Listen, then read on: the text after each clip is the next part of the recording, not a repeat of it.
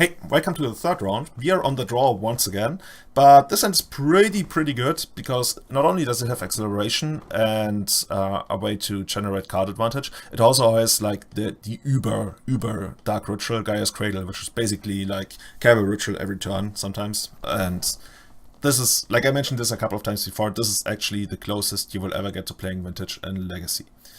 So, the opponent keeps 7 and shows us Chancellor. Chancellor slows us down quite a lot here, considering that we are up against Black Red Reanimator. At least that's the most likely scenario. I mean, he shows us double Chancellor even, which makes it slightly better because the second Chancellor doesn't really do anything. Yeah. He goes for Chromox. It could be Oops All Spells, of course, but it's not very common, so I totally expect him to be on Black Red Reanimator. He imprints Sire of Insanity, or Zuchttier des Wahnsinns, as we call it in German. Gets a Thoughtseize on us, which takes out the Deathrite Shaman. So on our turn, I feel I just have to, like... The plan at this point is for this to become another Deathrite Shaman. So I have to run this one out just to cancel out the double days on the first turn, which I will do. Get this and put it into Graveyard. Oh, by the way, I need to open OBS so I can actually see what you are seeing. And we once again pass the turn, having kinda overcome the 2 dazes here. The opponent in his turn plays Faithless Looting and discards the 2 Chancellors and does nothing else, which is great news for us because now we get to set up for a pretty good next turn. We just play the 2 Elves, I would think.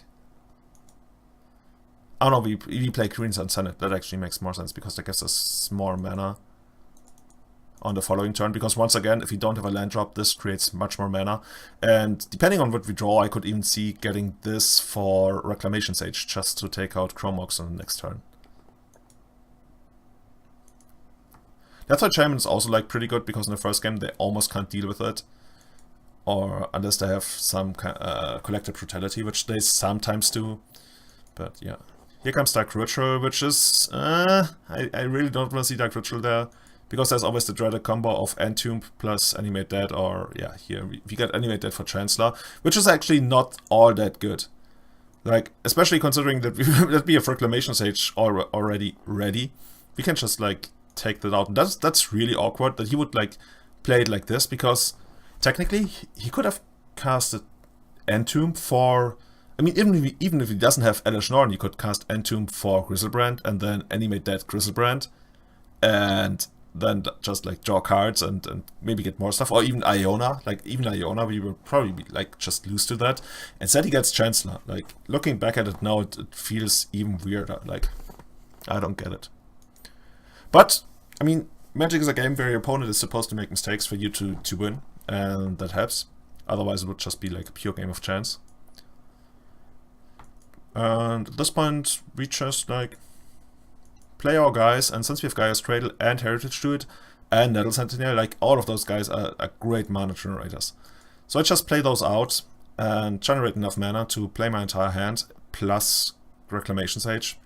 And I think the Reclamation Sage will actually take out the Chromox here. Like I have to admit, I didn't review these before, but just looking at the board, I think it's actually better for Reclamation Sage to just take out the Chromox, because he already has Griselbrand in the graveyard, and I don't want him to draw Reanimate into Griselbrand, and right now I don't really care much about the Chancellor anyway. Like, we are even racing the Chancellor on board if he ever tried to attack, even if we didn't have Reclamation Sage, or Wild Symbiote to bounce it. So we just do our thing, and take out the Chromox, yeah. That's actually what I expected. Can't attack here, but that's not too much of a problem. You just hope the opponent doesn't have land into Reanimate. And this is another great draw, even though it doesn't win the game right away. It makes it so that we draw 3 cards a turn, but the opponent having no board at all, I guess it doesn't even matter much. But every time you got a board like this and you draw this, you just feel so great inside. You feel like, oh yes, this is where I wanna be. So yeah, the opponent just scoops it up because he realizes there's no way he's actually gonna come back. Technically he could still come back, I guess, if he drew land, Reanimate, but if he doesn't have Reanimate in hand anyway, then he probably already knows that he's dead. So yeah. Let's head into the second game. In the second game, we sideboarded, as you probably expected. I brought in 5 discard spells, 2 surgicals, 1 scavenging ooze, and 2 mindbreak traps. Because especially on the draw, like, I'm not in love with mindbreak trap, but it gets the job done if it has to. Like, if your opponent goes turn 1, land, Dark Ritual, Entomb, animate, oh no, then you stop that. Like, having mindbreak trap, you pretty much get to stop. Yeah, I think you get to stop all of the turn 1. Yeah, because I was thinking, is there any turn 1 reanimate, animate dead, exhume, whatever scenario where you can't stop it? And I guess you can't stop it if he has Simian Spirit Guide, but they don't usually play Simian Spirit Guide anymore. So yeah, being on the draw, my back trap isn't the worst. And it's another one out through their crazy stuff, and it just gets you to the second or third turn, which, like, it doesn't really get you to the third turn because it doesn't really work on the second turn anymore, but it gets you past the first turn, which is sometimes the most important stuff. So that's why I do bring it in. Once again, I take out like some of the late game stuff and even more of this. This is pretty close to how I would sideboard against Belcher. And also some of the more mana intensive stuff. And yeah, 2 glimpses. Because I bring in so much stuff, the glimpses lose value, and like getting small incremental value isn't really, like, it's okay, but it's not great against those all index. So that's where the glimpses come out. At least 2 of them. I still keep 2 of them because sometimes I get something like, I don't know, a creature like Grizzlebrand, for example. Even if they get Grizzlebrand, if they don't follow it up with anything, because they don't have Force of Will, Grizzlebrand often doesn't even make much of a difference. Like, if they don't have free stuff, like Unmask helps, I guess, but without Force of Will, Glimpse gets so much better, so I still like having 2 glimpses in the deck. Oh, at all. So, oops. This hand is great. This hand is really great. Like, the only way we can lose is if the opponent goes for it on the first turn and has a chance not to protect himself. Other than that, I would think that this is all, like, pretty much close to this dream scenario for us. We got our Death Gem, which he has to deal with, we got the Surgical to get us there, and we have Chemotherapy to maybe even, like, take out... we probably couldn't take out Collective Brutality, but it's still a great card overall in the matchup. And we also have the Natural Order to and Gaia's Cradle to quickly close out the game. Yeah, once we've established a small advantage.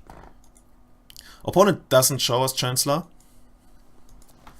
gets the Badlands, and just passes the turn, which is a bit weird, but I guess it's okay. And we just play the Death Shaman here.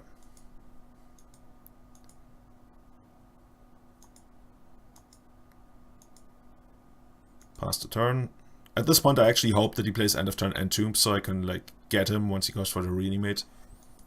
He gets Elishnorn, which actually made me feel even better, because if he does some crazy trick, you know, where he goes Entomb, you take out the creature with Surgical, and then he goes like respawns Entomb again, put something in.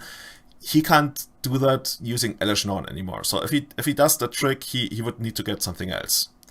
And even though Iona would still be annoying, they usually, yeah, I guess they sometimes do have Iona and Elishnorn together, but yeah. I'd rather face Iona than Elishnorn, but I guess at this point it wouldn't even matter. Opponent goes for Exhume. We take out Elishnorn. Surprise, surprise. Get to see his deck. Don't know if there was anything important. It's good to see that he actually kept the 4 animate deaths. That makes me even feel even better about keeping the Reclamation Sage, which I used to side out in the past, but I think it's actually correct to keep it, because the animate dead is an important part of their deck, and being able to shut that off sometimes, just like you saw it in the first game how great the Reclamation Sage was there. Also, no Collective Brutality as far as I can see, and no Needles, so he actually, and no Show and Tells or anything crazy like that, so he's actually pretty dead to Death Shaman as long as I can maintain it. So that's pretty much what you're looking for in a hand like this. Also, of course, the other reanimation targets like Iona, Scythe and Sonic Grizzlebrand, of course, and that's pretty much, yeah, that's not only pretty much it, that's it. His hand isn't the worst, but given that we have an active Death Shaman and Chemotherapy, yeah, that's probably not gonna get anywhere. Like, having concluded all of this, I think it's almost impossible for the opponent to win anymore. I mean, there's even like a chance that his best, like, path to victory is just like going chaining a couple of Dark Rituals and card casting Griselbrand like on the 3rd turn, and even then it's probably too slow.